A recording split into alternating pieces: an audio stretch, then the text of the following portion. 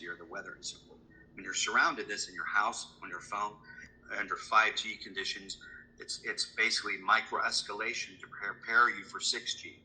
When they put out the cell phones, were basically training wheels for the public to prepare them for telepathy, because the effective instantaneousness was altered by the user in the interface. In other words, initially this started off with a pager.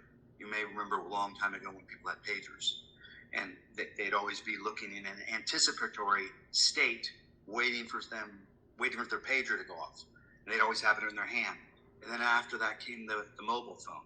And then the mobile phone turned into the small iPhone or Android that we see.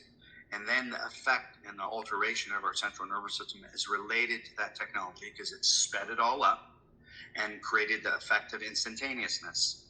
The effect of instantaneousness altered your cognition and altered how you interact with everybody in your universe.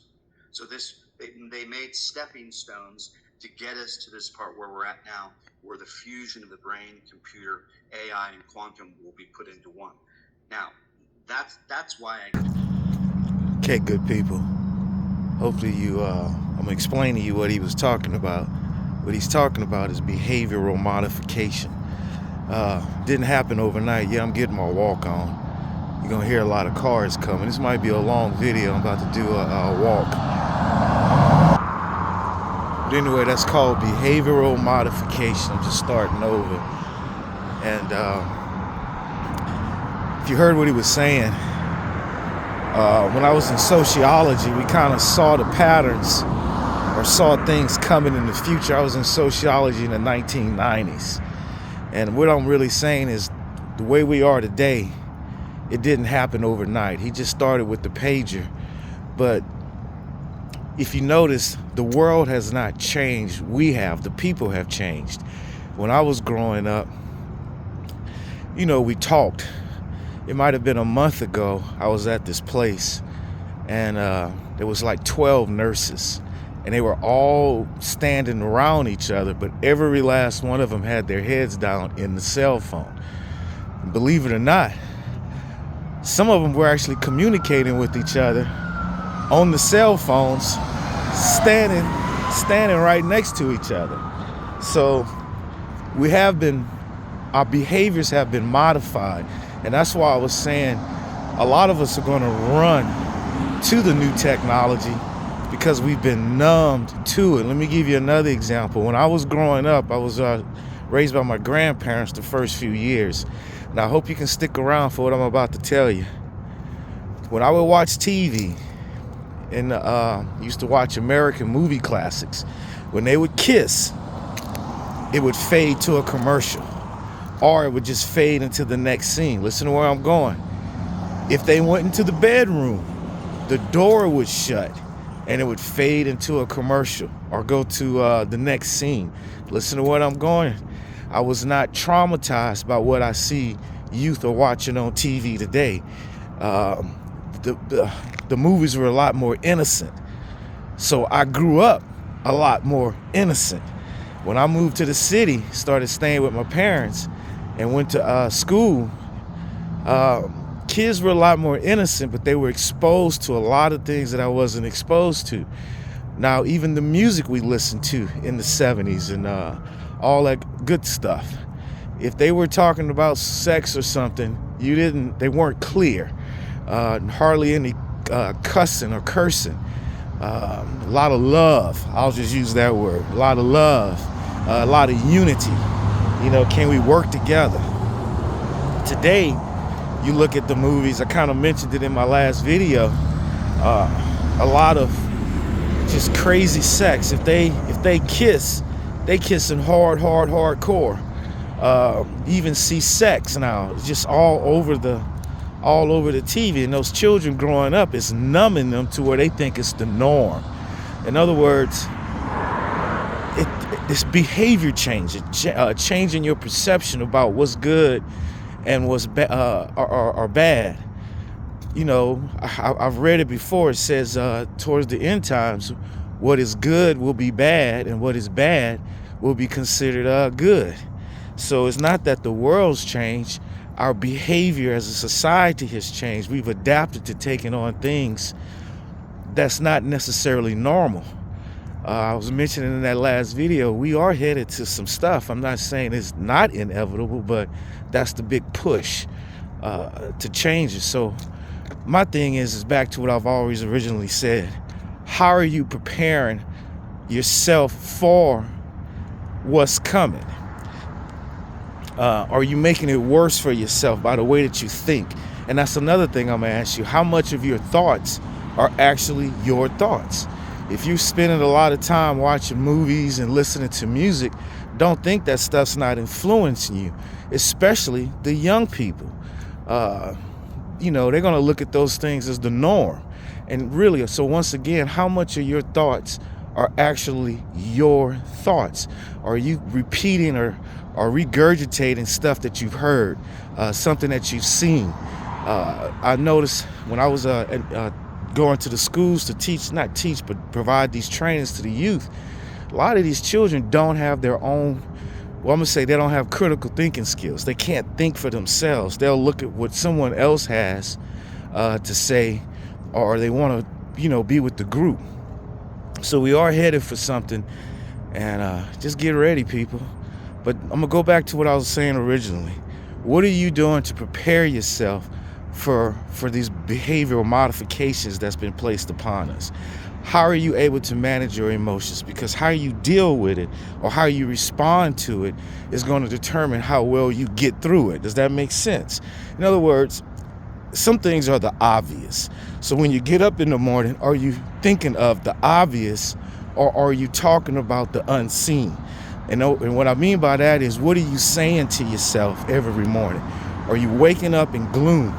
If you wake up in gloom, then your day is going to be gloom.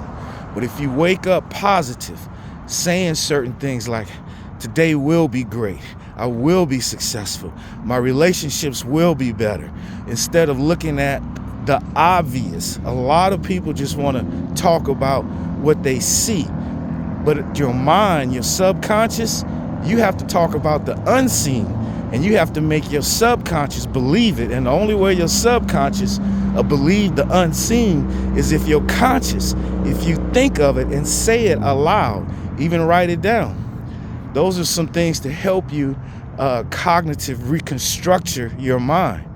Another thing is the stress. I think is all designed to cause stress. In other words, I think it's designed to cause trauma. Mental health is big business now, and the more mentally ill you are, the more money people can make off of you. And that's not where I'm going. When I'm in mental health, but I'm in the prevention and early intervention phase. I don't want you to get or be diagnosed with a mental illness. We want to get in early, give you the skills to deal with what you're dealing with if you are mentally healthy, so that you don't get to mental challenges. And if you're having mental challenges, we want to jump in with early intervention and see if we can assist you to getting back to being mentally healthy. The fact is, none of us are truly mentally healthy, even myself. You know, I got my own personal traumas, but I'm so much aware of them and how I respond to things and changing my thoughts in the morning and the day. Yeah, I'm getting my walk on, people. This is pretty good. But like I said, it's probably going to be a long video, and I don't want to be too repetitive because I didn't write anything down. I'm usually more structured when I communicate. Well, I guess more with the shorts. And that's something else. Look at these shorts. This guy's talking about behavior modification. We have an attention span of less than 6 minutes. Technically, that's why a lot of the shorts pop over long videos. People swipe, swipe, swipe. They'll watch a 1 hour video with 50 or 60 2-minute shorts. I know they don't add up to an hour, but you get what I'm saying. They need, what is it called? Adrenaline, oh God, what's you call it? That hormone where you get these bursts of, you just gotta get, you know the word I'm looking for, people. It's so early in the morning. I done started on time this day. I think it's 6 something, and it's still dark. And but I'm gonna get my walk on, people. I gotta go. I'm gonna meet them. Simple as that. Nothing's gonna Only thing that stopped me is myself. But forgot what I was saying. Yeah, we getting these adrenaline hits. Swipe for a 10-second, 15-second, 1-minute video. I hear a lot of people say, well, if it's too long, I'm not going to watch it. Well, think about how we've changed. Just think about that. And this is something else I say. The stuff that we run from is probably the stuff we need to run to. And that's your father. You really can't get your head together. Well, you got to get your head together. It's actually both ways. You got to get your head right to receive him, but you got to receive him to get your head right. You get where I'm going with that? But a lot of things that's coming. That's why I say I don't get into the conspiracy theory. I can't control it. But what do I do to prepare myself for the inevitable? And that deals with your finances too. Are you just blowing your money, having a good time, enjoying yourself? Because when a hard time comes, will you be prepared to get yourself out of it? Okay? And also with relationships. You're going to have to get yourself with people who are equally yoked with you, or be by yourself. Because, the stress. Oh, that's what I was telling you earlier. Mental health is big business. The more mentally ill we have, and I think that's what all this has always been about, to traumatize the brain so that you're not healthy, so that you don't have the ability to deal with what's coming. And I believe that that's what their outcome is. They want you to be or not have the ability to deal with what's coming. Because if you were mentally healthy, we could think. And if you're thinking right, then you probably can unify and you can probably do something. But if everybody's sick in the head, you're not gonna work together. Does that make sense when I say that? You're not gonna join. And that's why I believe that verse, it says if we all pray, they'll wipe this stuff away. But we so divided and so mentally ill, a lot of us don't even want to say the name, the Father's name or his Son. If you say Jesus, people get cringed up. But if I say Satan, let's go smoke some dope, or go do some dirt, I probably get a whole bunch of people down for me. But if I say, hey, y'all, let's pray about this, you're probably gonna get some backlash. But that's what I mean. The world hasn't changed. God's been here since the beginning. It's the people. And I see how it's changed. So, I'm not knocking the GOV, the big gov. It's business to them. And I can't hate them. You understand? And this is something else I want to say. A lot of the things that's happening, if it's shocking to you, then that's a good thing. Because that means if you don't understand why they're doing what they're doing, that's actually a good thing, because that means you don't think like them. It's not in your heart. So if it's in your heart, you're going to think like them and understand what's going on. And that's not us by nature. I don't think that. I've always heard that people say, well, we're evil by nature. That's not necessarily true. We were born in sin, raised in sin, to die in sin. But anyway, that's one of my tracks I made. But yeah, we were born in sin, but that doesn't make us sinful in a sense. I hope I'm clear when I say that. We were introduced to this stuff. And then if you're being brainwashed, you're only doing what you taught, or what you see, or what you hear. You get it? Like, look at everything that's on TV. You tell me how much positive stuff is being pushed out. When I look at, I think the Netflix thing I got the cheap plan. When I tell you it's sorcery, witchcraft, murder, guns, nothing uplifting, nothing positive. In other words, children and adults are watching stuff that's traumatizing you, really. And you probably don't even get where I'm going when I say that, and if you're living in a traumatic world, think about how you're dealing with things, responding to things. You can't think clearly. So let me go back to what I'm originally saying, because I'm going to be repetitive on this. Even though a lot of the things that are coming may be planned, whatever you may consider conspiracy theory, well, you got two things you can do. You can talk about it, drag on it, gossip about it. Did you hear this? Did you hear that? Oh God, what are we gonna do? Is it true? You think this, they gonna make us worship on Sunday, the Sabbath? All these conspiracy theories. My thing is, you can either talk about it, drag on it, or you can come up with a solution to how to better deal with it. You can come up with some tools to prepare yourself for what's coming. That's wisdom. That's managing your emotions. That's minimizing the potential stress that you can have. Because if it happens in our generation, that's another thing. It's no telling when all of this will happen. I personally believe 2030, it'll be, the writing will be so clear on the wall. And I was listening to that guy. He's right. What they're introducing us to us today, we're 5 years late. You get it? Listen to what I'm saying. Whatever technology or whatever plans they saying they're doing today, it's already been implemented or invented more than 5 years ago. So we just getting remnants of it. I can guarantee you that. We live in our own little world with all the little people, and we really don't know what's going on. But I'm not gonna be too much longer, people. I feel like I'm rambling, and it's dark as heck out here, I tell you that. But let me say this, it feels good getting up. And if you're getting up at 3, I woke up at 3 this morning, I'm telling you, hit the floor. Get your head together. Talk to your father. Don't try to go back to sleep. I don't know your lifestyle. I don't know what's going on in your life. So take what I say for, a grain of salt in a sense. Because you got to do the things based on your perception. You got to do things based on your experiences, your lifestyle. We don't all live the same. We weren't all raised by the same people. We're going to have a different perception on the same doggone thing. So I got to honor that. I can't minimize the way that you see things. That's just uncool. That causes conflict. But in conclusion, watch your exaggerations, people. People are stressing. People going through some hard times. Bills. I'm not crazy. I know what's going on. I don't think I'm not either. But I'm not going to talk about it because that's the obvious. I'm going to say things like, I'm going to be successful. You understand? I'm going to make it through my trials and tribulations. I'm going to be disciplined.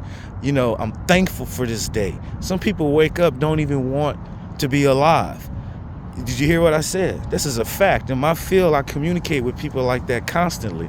I'm a trauma informed care practitioner. I got like 20 different certifications and diplomas and degrees. But the point is, I'm going to stick with trauma informed care practitioner. I'm a coach, counselor, mental health coach, and youth mental, all those different titles. The point I'm making is I deal with a lot of people who they want to give up. And what's worse is they hang around people who are not supportive, who don't bring value to them. But because they're traumatized, they can't think. They don't know how to release these people out their lives. They cling to them, thinking that this person or the people around them are going to bring value. But the people around them are traumatized, stressed out, got their own issues. Sigmund Freud used to talk about that. I know we may have misinterpreted what he was saying, but basically Sigmund Freud was saying we sick.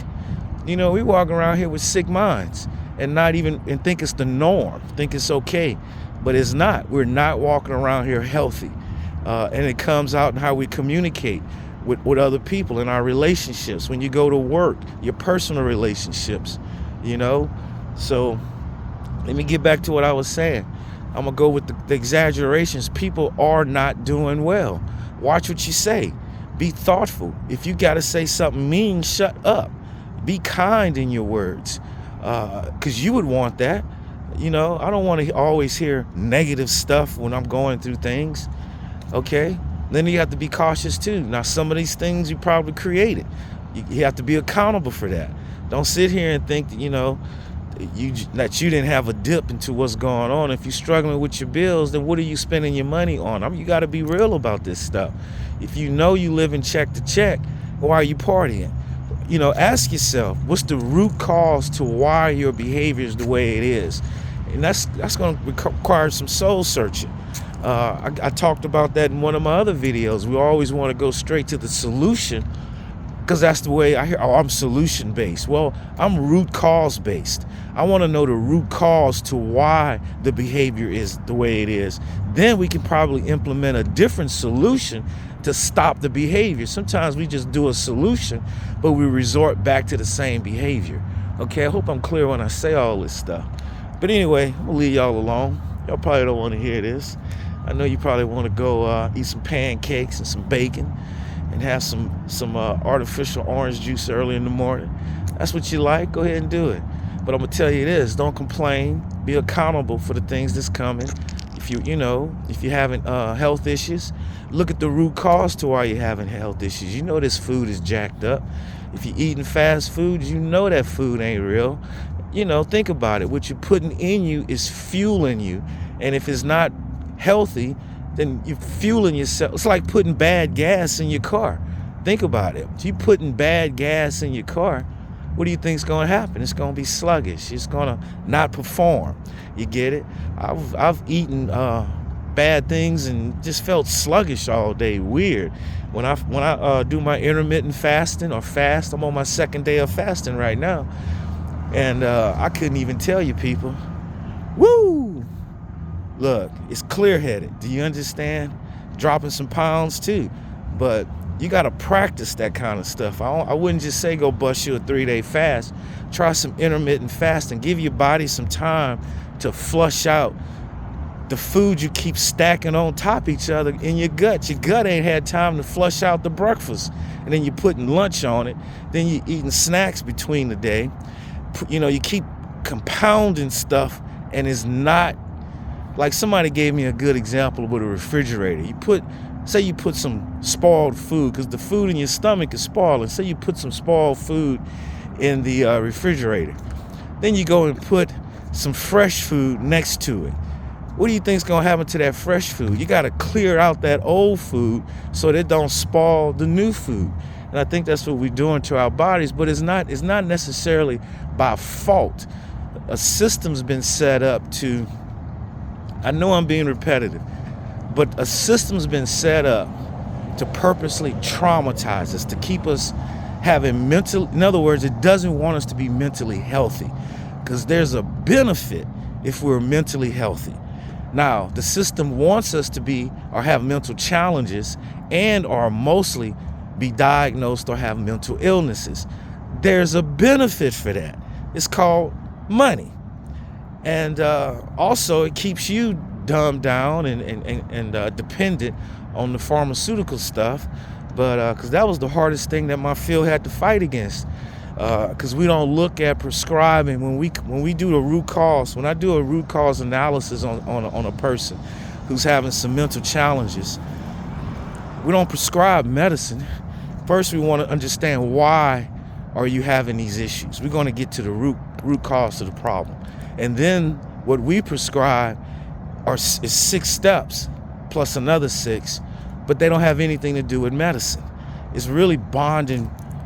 Creating bonding relationships. A lot of us haven't had the opportunity. I'll say with my own self, I never bonded with my caregiver, and that's what a lot of us are looking for. And I can tell when you look at this, a lot of people they want to bond with someone because apparently they didn't have that bonding experience growing up as a child, and it shows. It creates all those different types of personality disorders.